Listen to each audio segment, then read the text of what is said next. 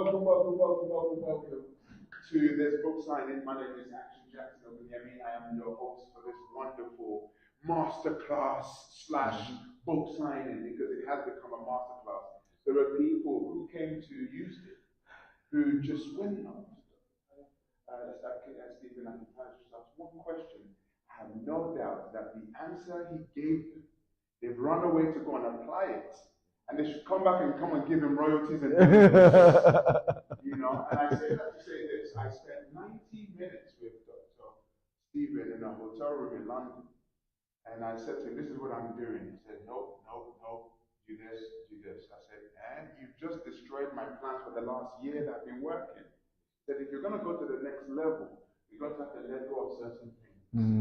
It made me feel uncomfortable. And right now, I'm feeling lighter because I found my next altitude. So let me tell you, within 90 minutes, he gave me an idea that is worth $1 million easily. And I said, the profit offering is coming soon, sir. Amen. So I say that to say this. Everything you are here to come and learn is practical, it's real. We have done it, we have tested it, we've seen evidence of it. And I'm so glad that you are here. Today is more than just a book signing. Today is an opportunity for you to see how you can 10x your business, 10x your brand, 10x your dream, 10x your goal. And I'm so happy that we are in the largest states of the United States of America. Big Texas, right? Yes. Do you agree? Yes, sir. Yeah, bigger than Nigeria? No. Better than Nigeria? Yeah. You know, so which is pretty much amazing. So what we're going to do very quickly is to share with everybody in the room right now who you are and what you do, because I think it'll be wonderful to network, to find out. They say your net worth is the GTEX Global, the mother company of GTEX Homes, the fastest growing real estate company and lead consultant at Stephen Akintayo Consulting. Let's give a round of applause for that, please. I think it's so important. Listen, you're going to be hearing a lot of great stuff today, so that clap must get better and bigger. A leading firm in Nigeria whose services span from digital marketing, media, e-commerce, real estate, consulting, and a host of other services. Dr. Stephen has authored over 36 books. And if you don't believe me, just jump on Google. He's scrolling today. He has trained millions of people in most parts of the world. He has mentored thousands of people who are millionaires, and from the real estate to e-commerce to digital marketing and others. He has a vision of raising millionaires. That's his vision. And because if he raises millionaires, he's able to stabilize our economy in our hearts and also back home wherever you live. Ladies and gentlemen, the author of the moment, our keynote speaker, who's going to be sharing from his wonderful books, the one who you've come here to see, Dr. Stephen Akintayo. Thank you. Thank you. Thank you so much. Welcome, everyone. I want to thank you for coming. And I'm aware that we put together the book tour in a very short notice. In fact, the London one was less than 72 hours that we put out the flyer. But of course, I guess, London transportation is a lot easier because in fact, the hall became small for the people coming. A lot of people were having to stand. Then yesterday we did Houston, and then today we're doing Dallas, and then on Tuesday we're doing Atlanta. But for me, one of the key things that I've learned about life is that it's not really the quantity of people you touch, it's the quality. There are times whereby you're able to touch one person. Notes that when we talk about waste isn't always what we think it is. Can I say that again? Waste isn't always what we think it is. Waste simply means what you put money into that is not generating more money. That's all. Does that make sense at all? Because we've seen people who have refused to grow their business in the name of preventing waste, and actually that business needed those things to grow the business. Am I making sense at all? We've seen people who have, I'll give a practical example. I think I shared it in this book. I used to run seminars in Nigeria, and I had a challenge. The seminar would be 2,500 naira, and yet I struggled to get people to come because later I realized I didn't even know what was the problem. So I had this, my friend, Boka Adejo, funny enough, was at the London book event. He would come from London. He's not based in Nigeria. And then you, Sheraton, we charge people 25,000 and you're having hundreds of people pay him.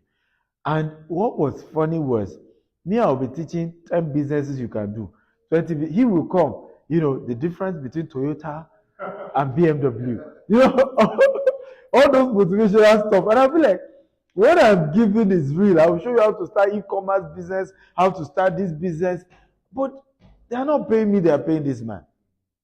So one day it dawned on me that I gave him, he wanted to do an event. So see what we're saying now. Sometimes the things we think, this is important, could even be the waste. Yeah.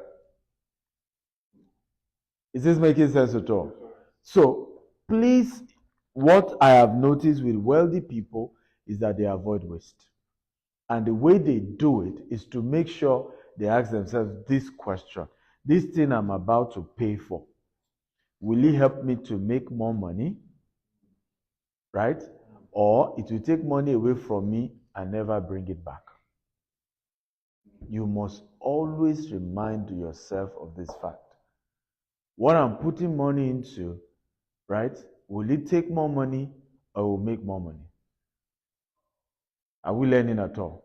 So once you can figure out those parts, you begin to gradually build wealth. Let me give you another quote here. It says, to create riches and amass wealth, one must avoid wasteful habits. Let me give you one of the wasteful habits. Many of us as Africans have a wasteful habit of sending money to people who don't need it, even though they claim they do. I met a gentleman in Dubai years ago. He just moved to Dubai and he was working a car wash in Dubai. They were giving him 3,000 dirhams. 3,000 dirhams in Dubai is like you earning about $800. And almost. Does that make sense at all? Yes, sir. Right? Next month or 2 months later, you will be on the list. And that's how I got delivered. Are we learning at all? And for those of you who are religious, until I heard this from Reverend Sam, a pastor, I didn't stop. I kept that lifestyle because I felt, some religious reason to continue in irresponsibility, financial irresponsibility. Even when it comes to giving. It was from Reverend Sam I first heard that you need to budget giving in church. You need to budget. How much exactly? All this impulse giving. Some of you are Christian. You know what? I was led. You are not led. It's your emotions. You are not led. God is not hungry. Am I making sense at all? God is what? He's not hungry. Not hungry. It's emotions. One of the major mistakes we keep making is we not putting structure in place, right, for our financial destiny, right? We don't put the structure in place. And what that does, because we don't put the right structure, we just live by. Financial recklessness, making vows that you know you don't have. You give your very well diversified. I was shocked the day I heard that, Bill Gates owns Four Seasons. He's one of the top owners of Four Seasons, right? Bill Gates is currently now one of the largest land banker in America, right? He's currently acquired massive land in more than 25 states. In my life where it's as if I'll go up financially, then I'll come back, then I'll work harder again, then I'll go up. It's like I've come back. How many of you have experienced that, right? And it was then I had to start doing some research with wealthy people. At some point, I said to myself, I want to be a billionaire, and it's high time I start listening to billionaires. 2016 was the year I decided.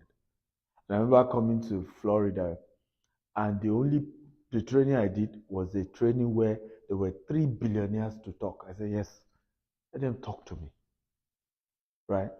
And what that training opened me up to is that this whole concept of I don't want to be rich, right, is almost the same as saying I want to be poor.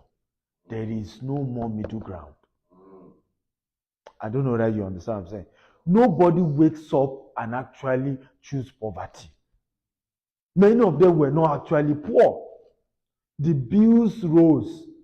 And when I analyzed my parents' life, I realized that was what happened really. My dad in his early years was good. He used to brag of being the first to buy a Suzuki bike in his entire lineage.